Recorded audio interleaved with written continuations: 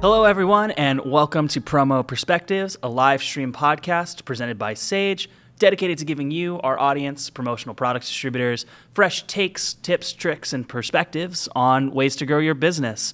My name is Gabe Gotay. I am the Senior Marketing Coordinator here at Sage. And my name is Matt Parisi. I am a Distributor Sales Account Advisor here at Sage. If this is your first time joining us for a live stream, welcome. Make sure to go ahead and participate in the Zoom chat. Share your questions, ideas, and your stories related to sports promo.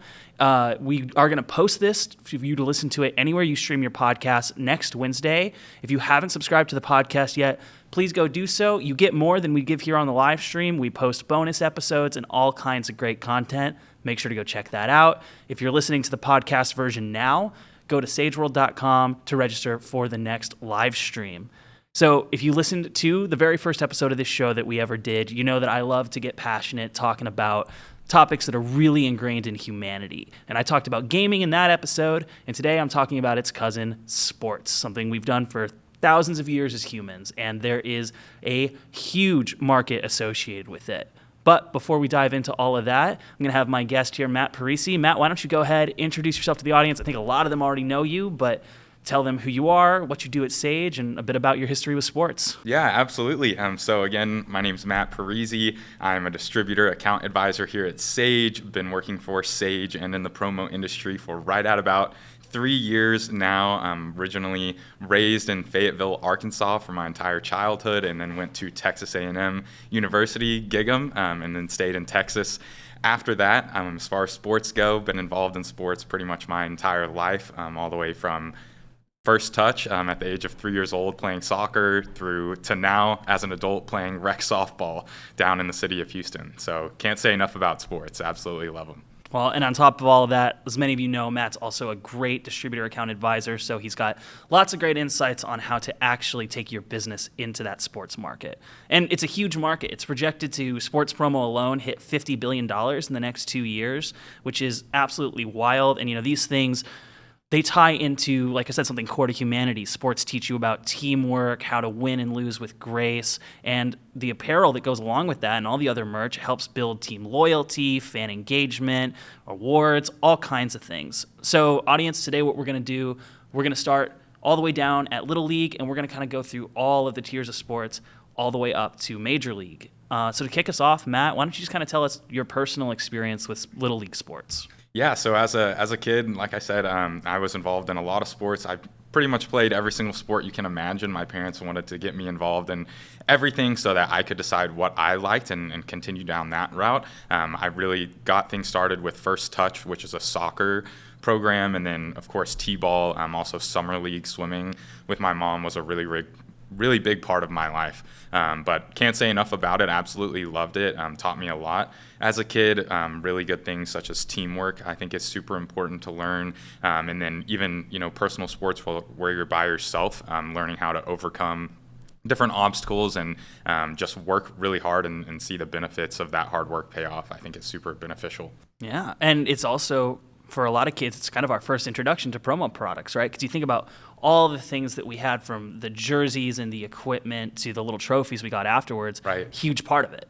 Oh, yeah, absolutely. I mean, there's a ton of different things. Like you said, I think the awards at the end of the season is a big thing that everyone gets. So, yeah, definitely a lot of promo that you see in that market. So at that level, these organizations, you're going to need to, so for promotional products distributors, how do you actually break into this market? And that's going to be finding the key decision makers along with these leagues. So, you talked about First Touch. There's also Little League. These are actual organizations. Like Little League in particular, you can go to their website and you can register to become a licensed merchandise distributor through them. And that's a great way to start getting tied in. But at this Little League level, you're really going to want to connect with coaches, league organizers, and parents. And obviously, that's really easy if you already have kids and you're in this community, you're going to practices, you're volunteering as assistant coach, you're bringing the juice boxes. It's a great way to start those conversations and kind of organically work your way into figuring out how you can help solve all of the promo needs that these teams have. But not everybody is going to have kids, or they might have kids that are growing and they're not quite as deeply tied into that. Do you think that's going to be a bigger challenge? Can they still break into the market at that level? Yeah, absolutely. Like you said, I think it really just comes down to that community engagement aspect. Even if you don't have kids that are currently participating in those sports, that definitely does not mean there's not opportunity out there for you. I know for me, one of the kind of the weirder organizations, I guess I would say, outside of Little League or First Touch, when I played football in elementary school, it was actually run through the Boys and Girls Club. So finding, again, whoever that entity is that's responsible for managing whatever that sports league is really going to be a great in for the distributor. And then beyond that, just talking to other people within the community, like you said, parents, anyone, churchgoers, anyone that you have a relationship with already that you can talk about to gain access, I think is a really good opportunity. And do you think that there's any ways that our distributors can kind of stick out from any of the competition in that area, things they can offer these communities that maybe others aren't? Yeah, definitely a few different things I've thought about for sure. One of the things that I've helped work on recently, we did help with a Little League and set them up with an online ordering portal to make life a lot easier for the parents and coaches within that league to be able to place their orders. I'm sure you had the same experience as I did as a kid, but they would send us home, at the age of 5, 6, 7 years old with a slip of paper that you then have to be responsible for to get your parents to sign and paperclip a check to it, and then bring that back to the sports team. And 9 times out of 10, we're going to lose that piece of paper. It never even makes it home. Exactly. So trying to provide a level of service to them and just make life easier for not only the end user, but then that one person that's kind of responsible for consolidating all of that information and turning it into the distributor, I think is a really, really good way to set yourself apart from the competition, like you said. Offers all kinds of different flexibility for everybody involved, even just the parents' end, because it can be a huge pain to keep your kids involved in these things when you got to keep up with sending in the forms and making sure the sizes are correct. But when it's just a web portal, it's so much more convenient, and all the payment options are there. Absolutely, yeah. 24/7 access. There's tons of benefits to using an online order portal, but to me, it is the ease of use thing and kind of making the parents responsible instead of the kids at that age. Well, so let's go ahead and move on up to the next level of sports. So like you talked about, at that Little League level, it is really great for the kids kind of foundationally. It teaches you all kinds of lessons about how to work and coexist with other people. But at that level, the only real fans are the parents who just want memorabilia and equipment for their kids. But once you get to high school, it's similar in that it's not professional, they're not getting paid, but it means a lot more at that level. Can you kind of talk to me about your high school sports experience? Yeah, absolutely. High school sports are definitely a step up in intensity from when you're playing, rec sports at a young age. So there's a lot more time spent on them, I would say. For me, it taught me time management a lot. I was a dual sport athlete in high school, so I would swim in the mornings, go to school all day, and then go to soccer practice or run cross country in the afternoons. So being able to manage that schedule, and then again, you're training over the summer as well, so it's not just during the school year that you're having to worry about that. Teaches you a lot of really, really good values. But I guess, it's just super intense at that level. I'll leave it at that. Yeah, well, and there's a lot more riding on it because, and very few, it's a really small percentage of students that go to college on any kind of full ride athletic scholarship. Right. But lots of students, particularly from smaller communities where sports are big, are depending on their sports for some kind of assistance with, financial grants or even just admission. And so it means a lot to them, but it's not just them. The community itself values high school sports at a really high level. Like Prosper ISD, which is a town not far from where we're recording here in Plano, they just approved or they're voting on what will be the largest high school football stadium in American sports. It's going to be like a $50 million stadium, which, that just goes to show the amount of money that communities and people are willing to put behind it. I assume that's reflected in the merch side of things as well. Yeah, absolutely. Like you said, that's where fandom really becomes a thing is that at the high school level with Friday Night Lights, especially here in the state of Texas, that is a huge thing. And, it goes away from just providing, the jerseys or apparel for the kids there at the Little League level or just the participation awards that they get at the end of the season. But now you've got booster clubs that are getting involved and you're selling season tickets and you're getting the foam fingers, the parent shirts, other sorts of, merchandise that would go along with that sports program. Well, and I assume with that higher level of, economic support, that means that there's also maybe bigger barriers to entry and higher levels of competition. Can you kind of speak on what some of that might be and how distributors might tackle it and break into the high school sports market? Sure, absolutely. So I do think there's more competition at that level because there's more opportunity and more revenue involved. But I don't think the barrier to entry is much higher. It kind of comes back to that whole community aspect, even at the little league level.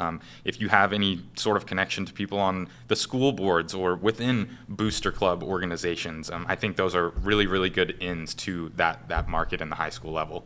Absolutely, because it's not just because working with the school boards, there's a little bit more red tape there, but some of these more parent and community organized sides of things can really help you get in. And that's not just for equipment for the people playing sports, but even at the high school level, there is a big local fandom. Like I remember the Brookshires in the Salina, Texas, where I went to high school, they had all kinds of Salina Bobcats merch for sale in the local grocery stores for fans. Yeah, absolutely. I would totally 100% agree with that. There's just a lot more money involved at that level. And then, people want to go and support that team even if they don't have kids that are currently playing high school. If they're an alumnus of that high school, you see them out supporting their football team or other sports teams that they have there. So, again, just a ton of opportunity at that level. Well, and so then let's go ahead and move on to the next level. So now we start looking at college sports, and it's a huge step up because this is what a lot of these kids have been working towards, and frankly, a lot of them are not going to be doing any sports after college.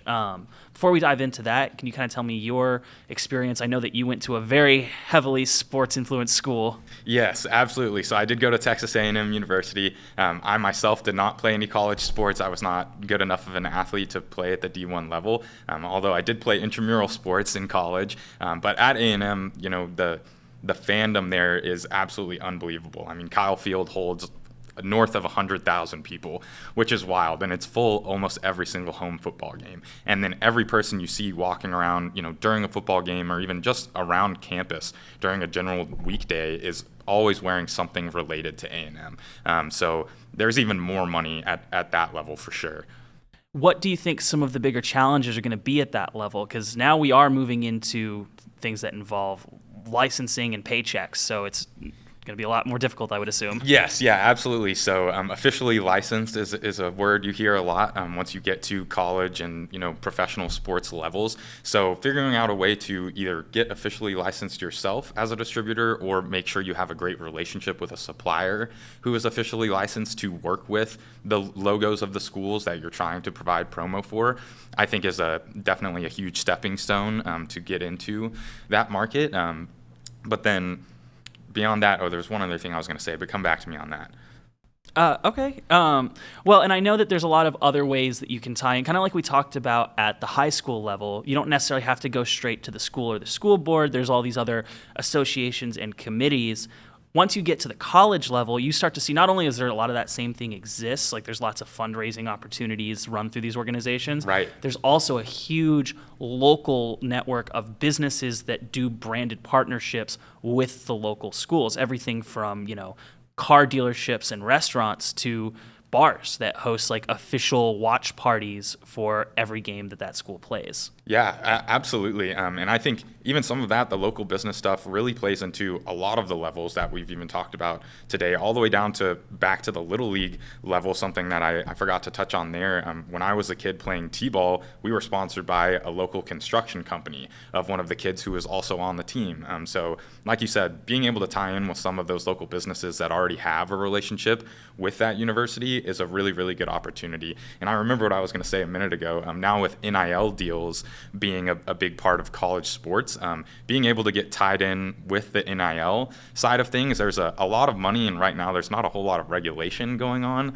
that side of things in the college sports world anyway. So definitely a lot of opportunity for distributors and promo there. Tell me more about what the NIL. Yeah, so NIL is name, image, and likeness, if you're not familiar with that. And that's something that just started in college sports recently, so college athletes can get paid now. The most memorable thing I can think of is there was a football player up in Nebraska, and his name was DeColdis Crawford, and he partnered with an AC company up there with the University of Nebraska to put out a commercial and rep the university at the same same time. So getting an in with something like that, again, it's kind of unregulated right now as far as how much money can go into something like that. So a lot of really good opportunity for distributors. That's interesting, and I think it kind of shows the scope of the college level in particular, because there's been a lot of crossover and similarities as we've kind of progressed through each level.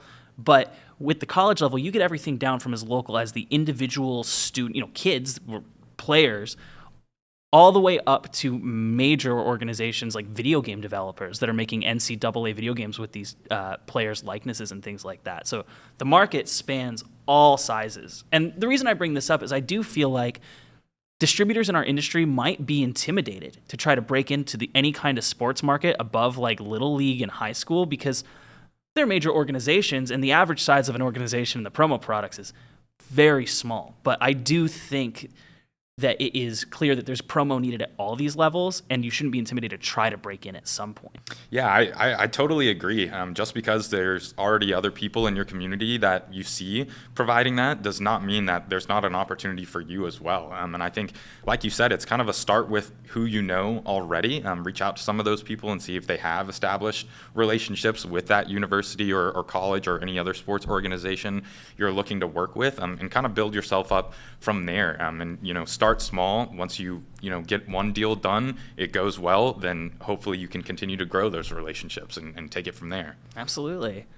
All right, so the next level is going to be professional sports. At this point, these are players getting paid as their livelihood to do this, so it's a bigger level. But before we move up to like the absolute major league, I want to talk a little bit about minor leagues, because right now even the jersey that you're wearing, why don't you tell me a little bit about that? Yeah, so this is actually a Corpus Christi Hooks jersey. It's one of their alternate jerseys that they have, but they're a farm team for the Houston Astros. Minor league sports are becoming much more prevalent in today's society, with the move just to more luxury and leisure with the modern day. There's a greater opportunity for minor league sports, not only on the baseball side of things, but I know in Northwest Arkansas, where I was raised, they're getting a semi-pro soccer team is about to start up there. So it's just going to continue to grow on that side of things. Yeah, and the merch market will be right there with it, because I think a big part of it is the rise of social media engagement between teams and fans has allowed some of these feeder teams to actually grow a presence with their players in the minds of the audiences of the major leagues. Like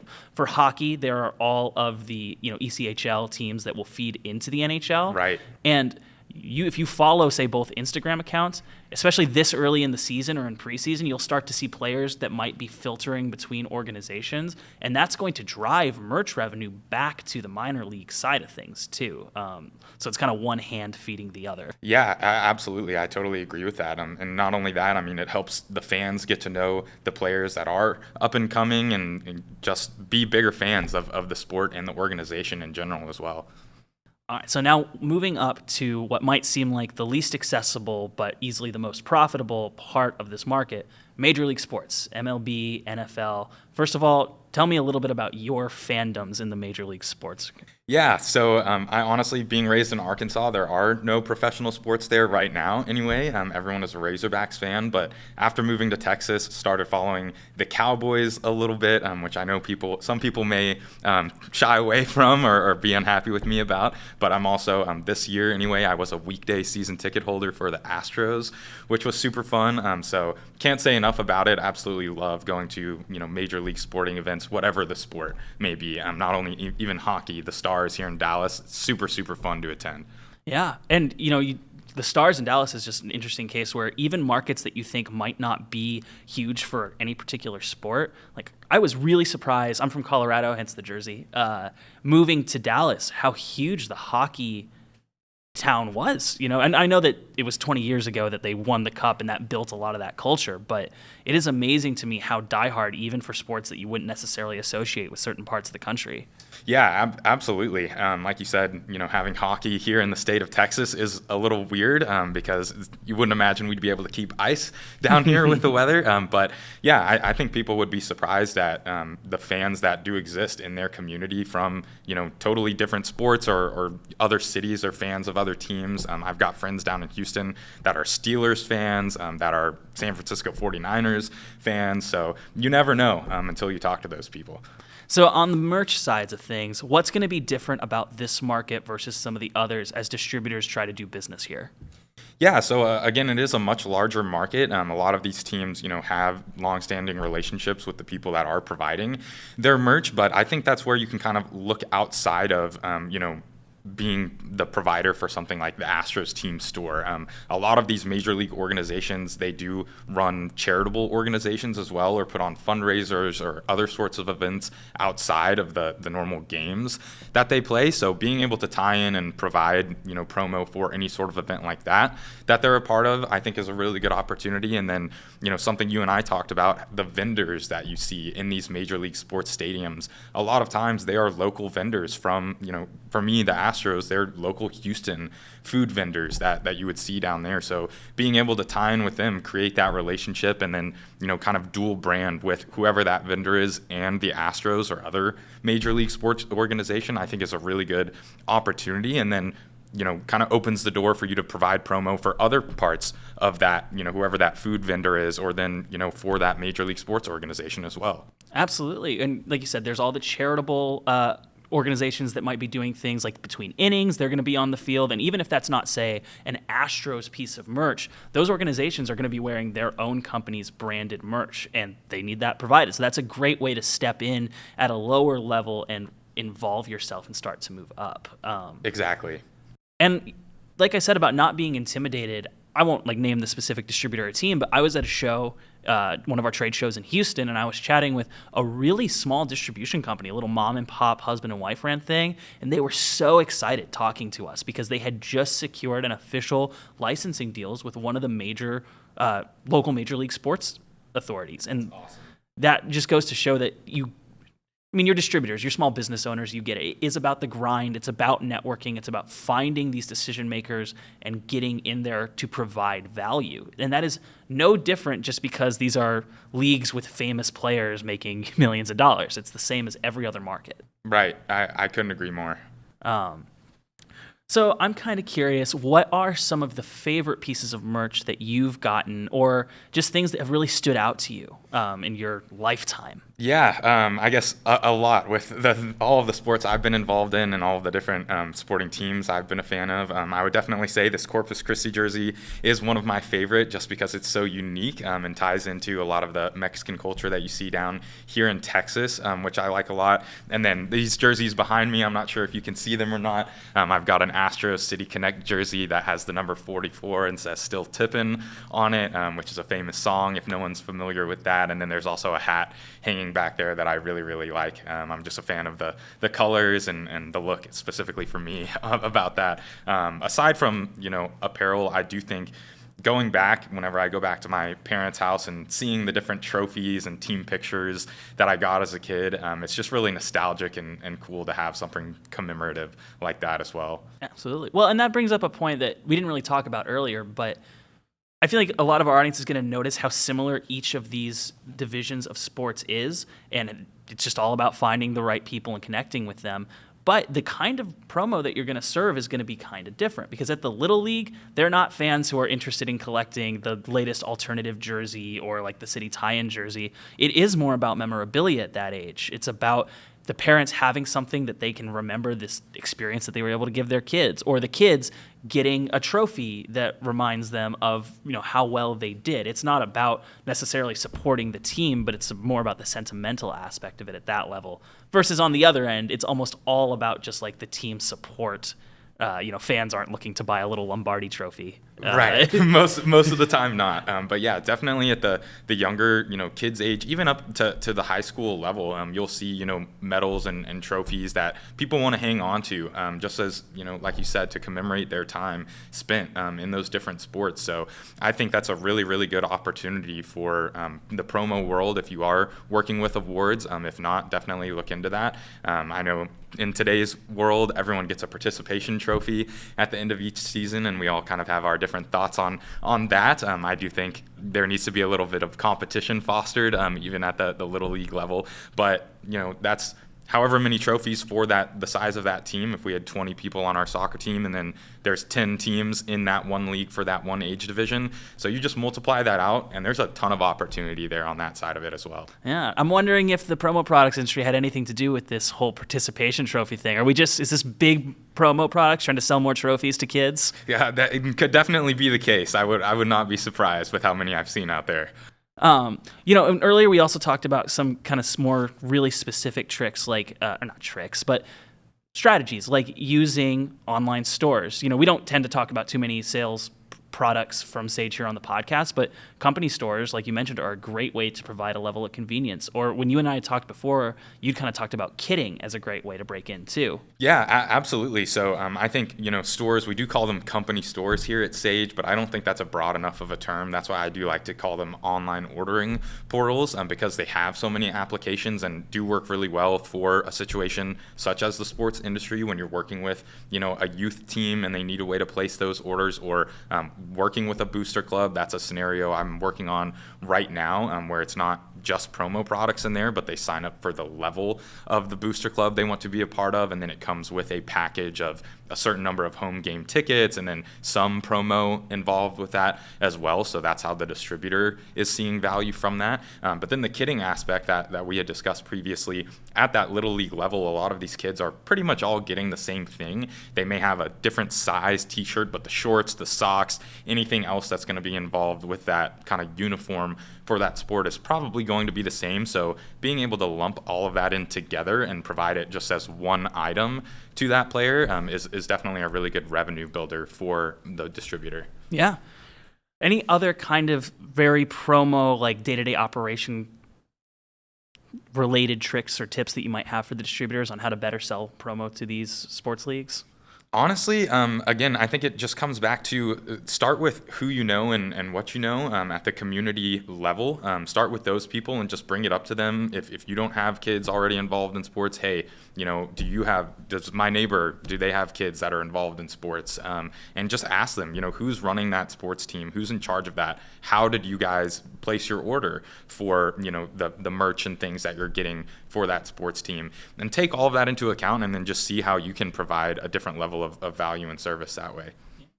And I think another good thing would be to try to break out of the mold a little bit, because, we've talked a lot about apparel, and just like with the promo industry in general, in the sports market specifically, apparel is far and away the biggest category of things. So it makes sense that that's what most people are going to focus on. But even some of the other standbys for non-sports related markets, like koozies and bumper stickers and all kinds of stuff like that, is still super relevant, not only to these teams, but to all of these associated, the booster clubs at the smaller level, all the way up to the major businesses that are partnering with the major league sports. So being able to use something like the Sage database and find things you can present to these organizations that are going to be just, a little bit different, I think can go a long way too. Yeah, I would 100% agree with that. The booster club, scenario that I've been working on, she doesn't just have, apparel in there. They've got, as a part of the different levels, at the top levels, they get a branded cooler that has the high school's logo on it, which is pretty cool. Not something you typically see as a piece of fan gear. I even know at the college level and the new, clear bag policies they have a lot of these stadiums, people are selling clear purses and clutches and things that do have A&M branding on them, which is pretty cool. So like you said, thinking outside of the box of things that people would need or want for these different sorts of sports organizations is a really good way to provide value. Well, thank you so much for everything that your input's been fantastic, and I'm sure any of our distributors that have worked with you they knew that coming in. I go to trade shows and I have people come up asking if you're coming, because not just are you a friendly face that you're easy to talk to, but I know from talking to your customers that you're great at providing realistic and specific advice on how to break into some of these markets when they need it. So thank you so much for coming on the podcast. No problem. Thank you for having me, and I appreciate the kind words for sure. Absolutely. So everybody, thank you again for joining us. Remember, we are going to be publishing this everywhere you get podcasts. Please go subscribe. There's going to be all kinds of bonus content. In fact, after we hop off of this stream, Matt and I are going to sit down and record a bonus episode, and we're going to talk a little bit less about the specific salesy stuff and just talk about the merch itself, some of our favorite things, some oddities, some weird trends that we've seen pop up. It's going to be a good time. Go to sageworld.com to keep up with the next live stream. Next month on November 20th, we are going to, October 30th, we are going to be doing an episode with Dakota Smith, our very own Sage web specialist, and we're going to be talking about web design, SEO, and other ways to really bring your business to the next level. Go ahead and register for that and listen to the podcast. Thank you all for joining us today, and thanks again, Matt. Thank you, Gabe. Appreciate it. All right. Bye, everybody. Bye, everyone.